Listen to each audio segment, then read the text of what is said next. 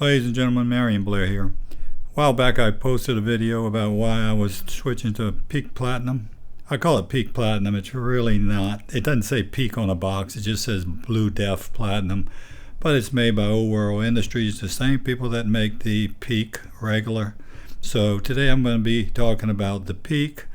And when I say Peak Platinum, that's the other stuff, the new stuff, the expensive stuff.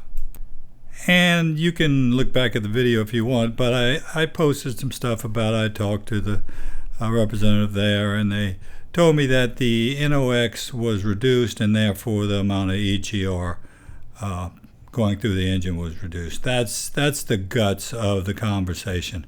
How much this representative knew, I'm not sure, but that's what I got out of it. The box makes some pretty substantial claims here, so I wanted to do some testing on my own. Probably overworked it, but I've got some results today to share with you, so let's get into it. I don't have the 100% results. I struggled with this. This was a major undertaking for myself, considering some other things that I got going on in my life right now. And by the way, I appreciate all the kind words pointed toward my wife and myself. Thank you very much. That's well appreciated. Now, as far as the test here, so I struggled with trying to come up with some data that I could really match apples and apples, and that's a tough thing to do. Mostly because it takes a whole hell of a lot of work to go back and look through all of these files and try to match identical circumstances. It's pretty rough. So I came up with this brilliant idea. Let's just, for right now, compare our idling results. Because when you think about it, idling is pretty similar. I mean, you've got, the turbine, the RPMs, everything's pretty much identical as far as the engine, other than temperatures and densities and atmospheric conditions and that sort of thing, altitude, density, altitude, all that bullshit. So but I'm going to get into that, and we're going to explain it, and I'll show you what I got. I don't have exactly apples and apples. I'm not trying to convince anybody one way or the other. I don't have a dog in this hunt at all. I'm just doing this for my own research and to share that with you guys. Whether you use Peak Platinum or use Peak, that's up to you. I can well understand why somebody would not want to use it, because it's expensive. And if it ain't doing more for you, then why use it? I got some really good feedback on it last time. Some people claim that it has some additive, the third additive. It's got a third additive other than the urea in the water, which we know about. And its third additive, it's a proprietary thing. They're not going to talk about it. But some of the feedback I did get, someone told me that it also has for lack of a better word, a preservative that would enable the stuff to stay in the heat longer and have a little bit more shelf life, sort of thing. Anyway, let's talk about the data. I got just two short slides here that we'll talk about. Gonna let you draw your own conclusions. I'll show you what I came up with. Since switching over to the Peak Platinum, I've got almost 8 hours of just idling data. A lot more mileage than that, but just idling. 8 hours, about 7.5 hours, and we'll look at that. It's amazing how much idling you do when, through the course of the life of your truck, let's say. And I'm comparing that with about 18 hours of idling from previous data. Got plenty of that data. It's just a matter of going through it and stuff. But I'm a little limited on, since I switched over to the Peak Platinum. Let me say up front, just to cut to the chase for you guys, these charts and this data that I got does build a positive case for the Peak Platinum. However, this is not a perfect match as far as the temperatures and stuff. And I don't know exactly how much difference these subtle changes in temperatures and that sort of thing makes. So let me just say one thing also about the DEF and about EGR. We seem to kind of worry so much about EGR and going through the engine and stuff. These newer engines, and mine's a 4th generation, 13 through 18. Some people call them 5th generation. I don't know, but I call it a 4th. The newer trucks from 19 on up is a slightly different engine. It's got some modifications and stuff, hydraulic lifters, aluminum block, different things like that. But, I think we overwork worrying about EGR because it's so little on these engines now. And there's absolutely no maintenance required on the EGR valve itself.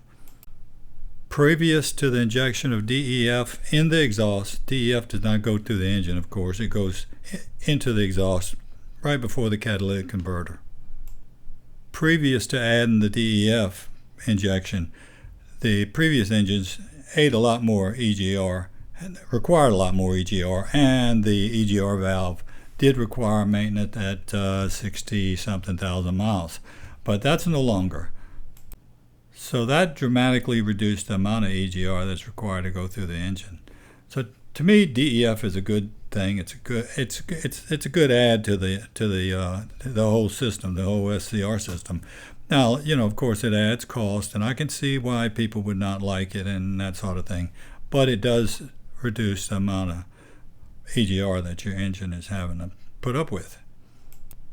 The DEF is there to convert the nitrous oxide into nitrogen and oxygen, which are both gases are harmless. The EGR is there for one purpose only also, and that's to lower the combustion temperature to reduce the amount of nitrous oxide produced. And the truck has 2 NOx sensors, one before everything and then one after everything. And there's also some ammonia sensors in there. And it's reporting all this stuff to the PCM, telling it how well it's doing and how, if it's meeting the emission standards. So the idea on this new Peak Platinum would be that the DEF is doing a better job of lowering the nitrous oxide. Therefore, it's telling the PCM, hey, we don't need as much EGR here, so cut back on the EGR. Whether that's true or not, I don't know. I'm not sure I buy that. So here's my conditions for my test results. I measured every single thing you can imagine, but basically this is what I'm reporting to you. The pound per cubic foot, the density of the air going in, 72 versus 71. Now this blue stuff here is the regular peak. I'm calling it peak down here.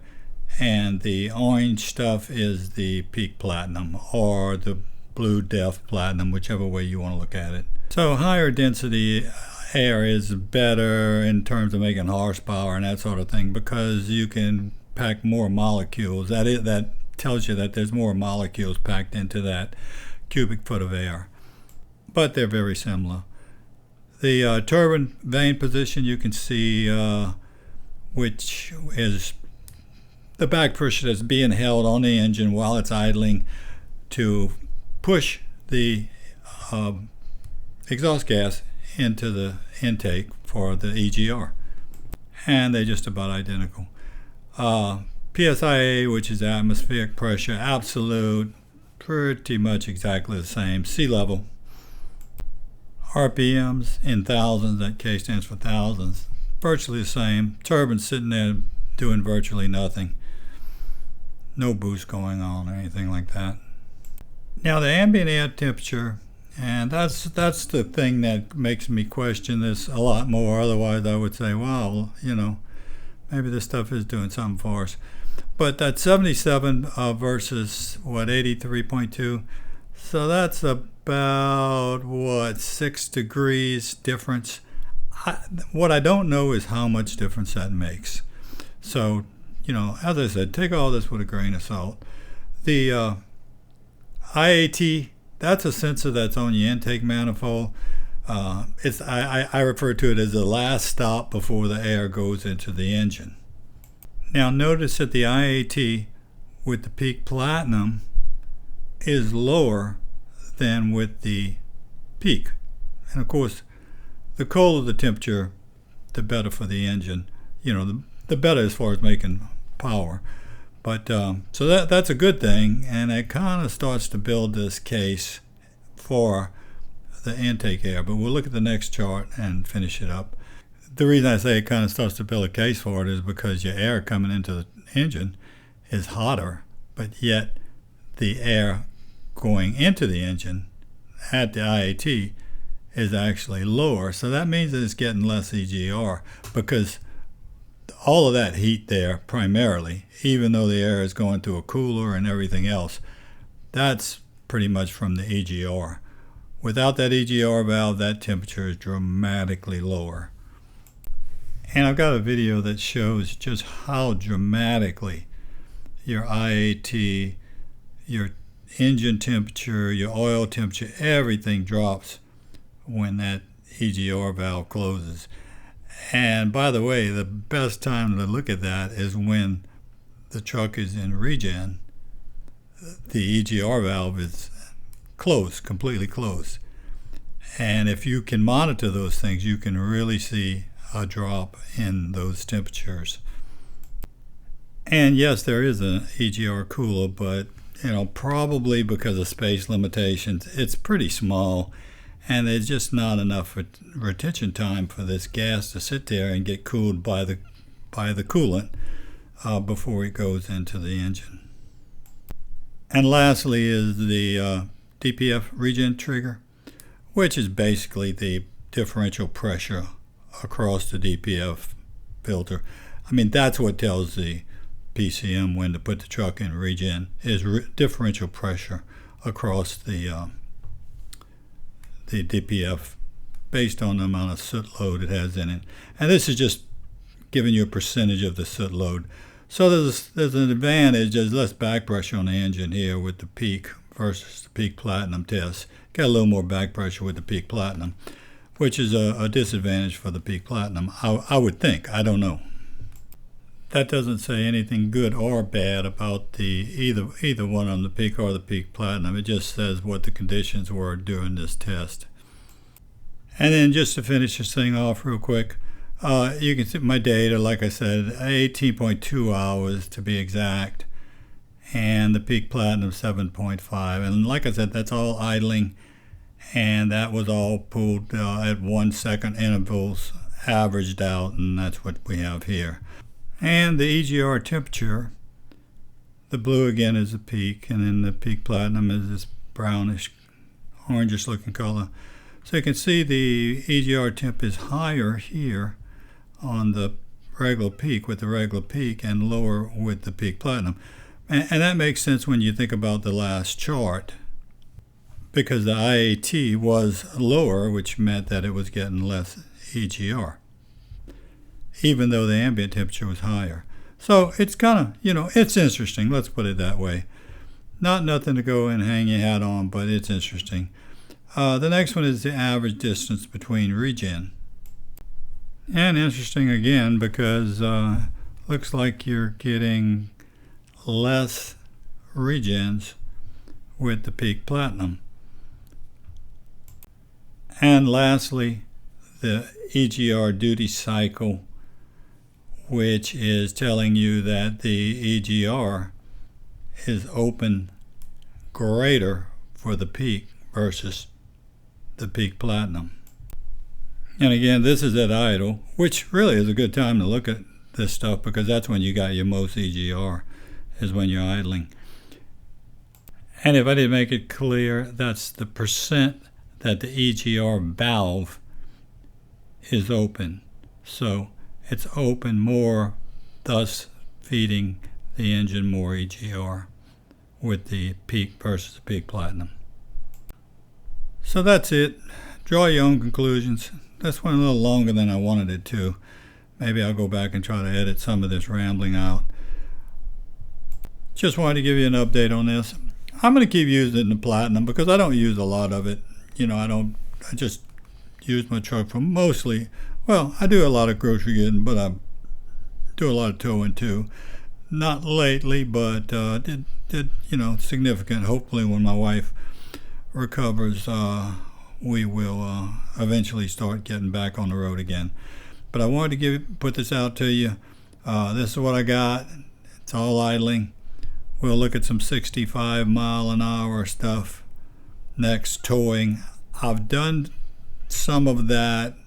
I haven't quite dug in deep enough though to come to any conclusions. So I appreciate you guys watching my video, and until next time, adios.